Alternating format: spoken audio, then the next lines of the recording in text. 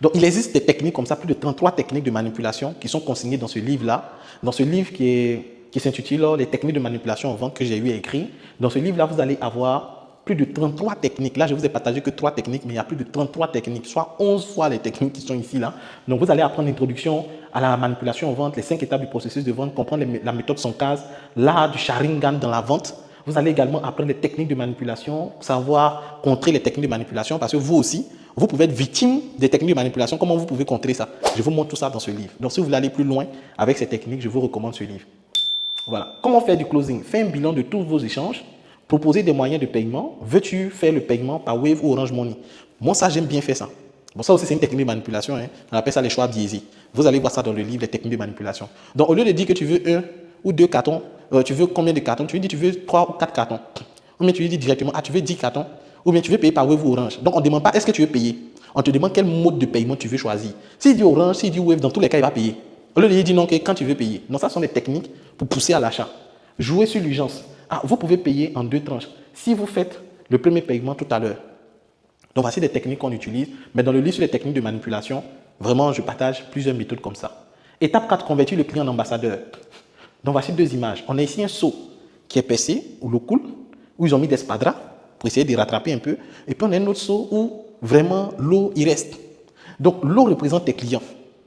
Le seau représente ton business. La capacité que ton business a à retenir des clients. Si ce seau-là reste percé et qu'on continue de mettre de l'eau, on continue de trouver de nouveaux clients, qu'est-ce qui va se passer? L'eau va continuer à sortir.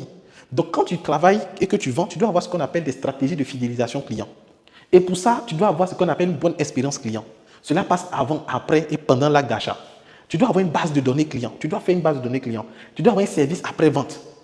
Tu dois faire des relances utilisation. Allô, est-ce que vous avez utilisé le produit? Après, des relances qualité. Est-ce que vous avez apprécié le produit? Comment est-ce que vous trouvez le produit? Avis et notation. Oui, avis et notation.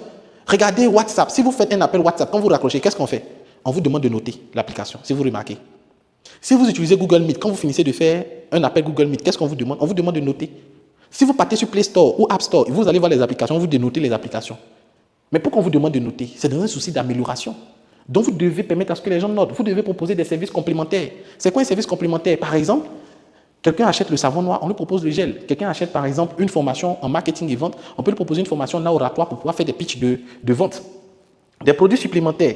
Des produits supplémentaires, ce sont des produits qui vont dans une autre catégorie. Quelqu'un vient, il adhère par exemple aux 1000 jeunes visionnaires pour des formations. Après, on peut lui dire, OK, comme tu veux entreprendre, il y a le savon noir dans lequel tu peux te lancer ou tu peux vendre des livres. Donc, directement, la personne rentre dans un autre secteur qui est quoi? La cosmétique. Abonnement ou carte de fidélité. Vous devez mettre en place un système d'abonnement ou des cartes de fidélité ou des programmes d'affiliation et de primes. Donc, dans le livre, la vente commence après l'achat. Dans ce livre-là, j'ai écrit plusieurs techniques de fidélisation et j'ai développé tout ce qu'il y a à savoir sur la fidélisation client. L'art de fidéliser ses clients. La vente commence après l'achat. Donc, si tu veux apprendre des bonnes techniques pour fidéliser tes clients,